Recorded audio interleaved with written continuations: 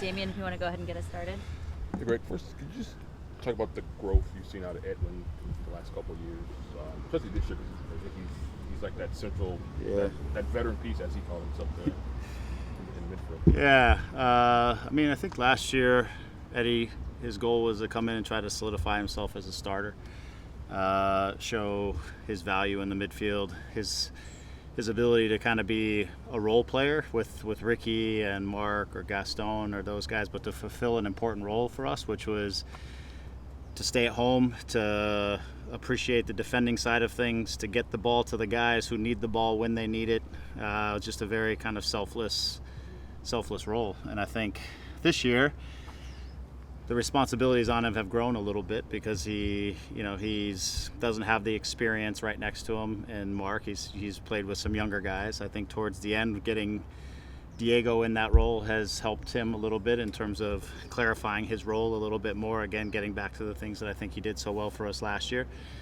And then facilitating the game for a different type of playmaker, which is Marco, which is very different than Ricky, who drops down low, picks up the ball, and changes things. So again, I think he's had to adapt, go through another year of having to adapt with the relationships that he's had around him. The thing that we keep pushing him on is reading situations and using his voice and organizing things around him, because I think there's two kinds of players that you want players to kind of evolve in that position over time, which is there are doers who see things that need to get done and then they go try to do them.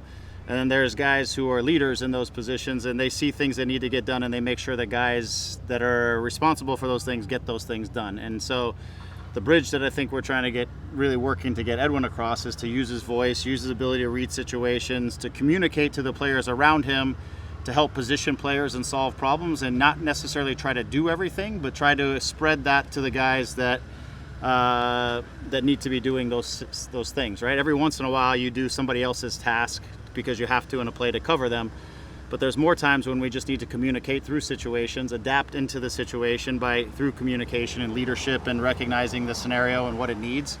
And I think that's the maturity that we're trying to really get him across, right? And that's for me the greatest guys who play that position know how to organize everything around them and how to keep things as balanced and as organized and as efficient as possible with and without the ball. Again, the efficiency on the ball to give your time to other players so that they can do, those special qualities, things like that. So I think he's making progress. I've been talking to him a lot lately about communication and organization and, again, his attention to detail, whether it's behind our attacks. I think he's gained a lot of understanding of, on the attacking side, when to drop out, when to fill spaces, what spaces, the timing of things like that. So I think those things he's made some growth in those things. But it's really on the defending side where I see his maturity that we're still trying to work with him on, and so that's what we're focusing on. I mean, maturity, he's 24, but he's been in the league for a long time. Is it the final step you think that sort of sets him amongst the best midfielders in the league? Is that leadership and maturity? Yeah, I think it certainly is the next thing for him to cross the bridge from being a six who can kind of really dictate the game versus a six who is a part of a good core group of players who can dictate the game, right? And so I don't think he needs to be a playmaker from the sixth position, but I do think he needs to be the guy who keeps everything in balance and organized, who can read situations. I used to do this with Michael Bradley a lot in the past, which is going into games, and I do it with Eddie, is, okay, this is what we expect the opposition to look like when they attack. Here are the solutions to this. Here are the solutions. Understand everybody's responsibilities. Therefore, you can communicate to and keep people on task if guys get kind of pulled out of task, because it all kind of trickles down to you, right? If what's happening in front of you, around you, is just a little off, it comes to you. And so can you recognize when our lines are getting too far apart, when our front guys are pressing and our back line is too deep?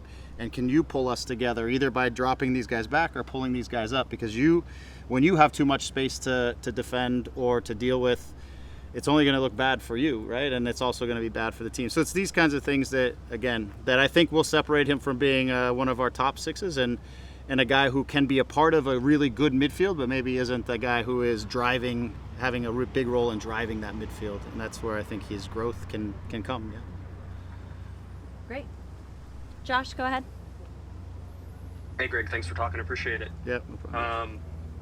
When you just looking ahead to Seattle real quick, you guys have faced them now multiple times. They've had a lot of success. They're a very good team. We know that. But how do you approach them again in this situation, and also the situation knowing that, perhaps with results going one way or another, technically you guys get eliminated from the playoffs as well? Yeah, I mean, honestly, I don't think we're too focused on whether we get eliminated from the playoffs or not. I think we understand where our positioning is and what we would have to achieve from here on out. I think what's key for us is a very good team, very difficult team, tough place to play. I think the things that we need to be focused on is our process inside this game, making sure that we are rock solid on the defensive side of things, minimize their opportunities, not make mistakes. I think in the games that we've played them, we've made big mistakes that have, really allowed them to capitalize on us as well. And then we've got to be better in some of our positional play to help each other out. They're very, I think they're a super strong team and mature team, especially in their back line, really all over the field, but their back line is just so in tune with one another. They do a great job of managing spaces. They're very comfortable in man-on-man defending situations. And so, I think we've got to do a better job at creating some uncertainties for them so that they're not just so comfortable back there doing the things that they're very good at doing. And I think when I look at some of our play from the last couple of games where we were here and we didn't get results, I don't think we did a great job of helping each other to get unmarked, helping each other to create little windows and pockets of time that we could play and turn possessions into attacks and things like that. So we've got to really focus on the process, and we've got to be a very, very good defending team in this game, because we know we're probably not going to go there and score 3 goals or anything like that. This is going to be can you get out of there with a 1-0, and if you really have some things go your way, can you get out there with 2 goals, because we know the quality of their team defensively and what they're capable of doing at home, and they certainly have quality on the attacking side well. And I imagine they're probably getting a few guys healthy that maybe weren't in some of those games before. So we'll have our hands full for sure. And speaking on health, a big list of out guys when you guys went to Houston.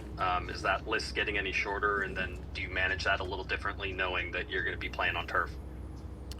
Yeah, I mean, the way we'll manage the list is if guys are prepared, if they're ready, safe in terms of their return to play to get out there, then we have integrated them and we'll have them ready for the weekend. If we feel like a guy will really benefit for one more week, given all the circumstances and situations, then we're not going to jam anybody out there. So, we'll see again what it looks like when we get there tomorrow.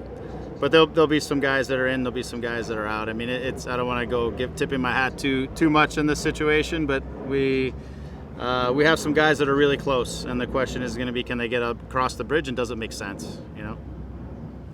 And then final one for me, roster freeze deadline is tomorrow. Does that put a deadline on Ricky coming back, or is he technically part of the roster, but you still need the international slot for him?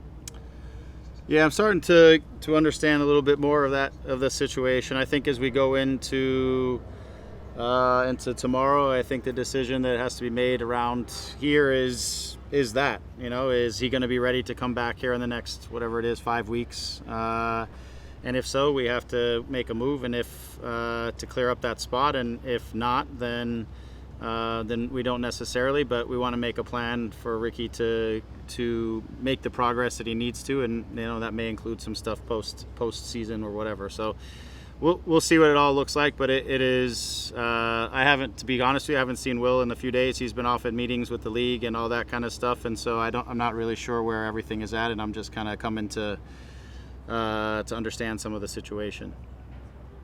Thanks, Greg. Yep. Go ahead, Rob. Hey, Greg, thanks so much for talking to us. We've seen Elijah line up, get some minutes over the past couple of games. Can you talk to us about his development in those games, and then what kind of effect a player like Edwin Cerrillo has on Elijah's development. Thank you so much.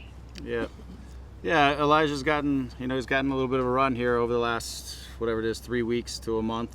I thought against Colorado, I thought he was very, very good. Again, you see the power in his running, his ability to pick up the ball and power through lines and carry forward. Defensively, he's got some, good physical attributes to help us to recover balls, things like that. He definitely has stuff some qualities in there physically and everything else that we want to keep bringing along.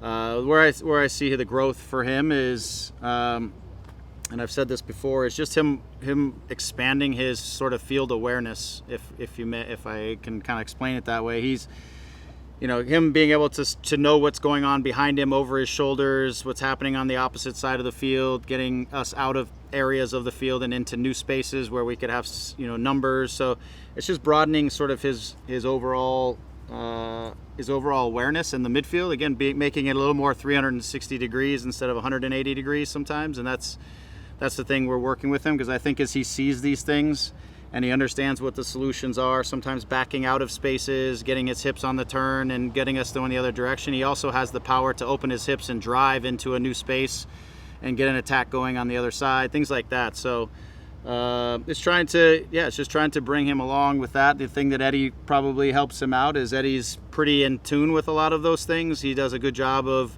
as he's moving around the field, working with somebody and in collaboration with another midfielder. So Eddie does a pretty good job of opening his hips, staying available for that midfielder.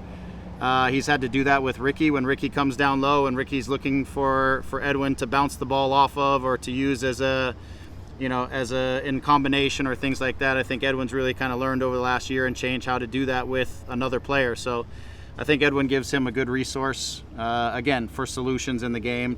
Together they share the load defensively, which is a pretty good physical duo inside of that. So we're trying to bring along his soccer like awareness, his IQ, the speed of play, things like that he can help us, while we gain from his power, going from lower positions to higher positions, being able to drive us forward in certain situations. So it's been a good run for him, just in terms of gaining some experience in these different types of games, and every game is different. Playing Seattle is very different than playing Houston, is very different than playing Austin, and so on and so forth. So these are all good experiences for him. Great. Okay. Thank you, Rob. Nothing from Joe. Thank you, Greg. Thank we you. appreciate your time.